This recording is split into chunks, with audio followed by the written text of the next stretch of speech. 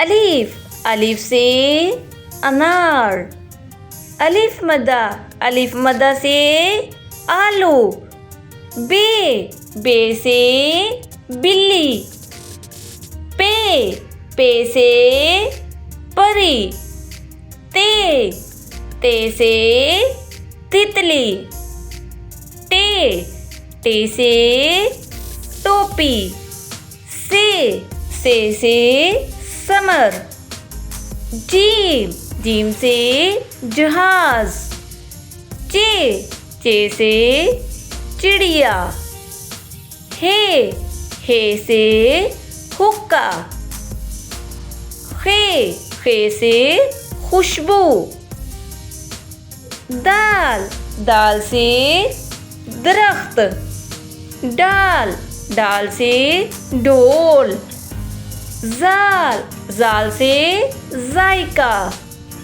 रे से रेडियो। प्यारे बच्चों, अड़ी से कोई लफ्ज़ शुरू नहीं होता, अलबत्ता अड़ी कुछ अल्फाज में इस्तेमाल होता है, जैसा कि रेलगाड़ी। जे से जेवर। ये से यालाबारी। सीन से सेब। शीन से शेर। स्वाद से संदूक। ज़्वाद से ज़ईफ़। तोए से तोता। जोए से ज़रूर। आइन से ऐनक। गैन से गुब्बारा। फे से फवारा।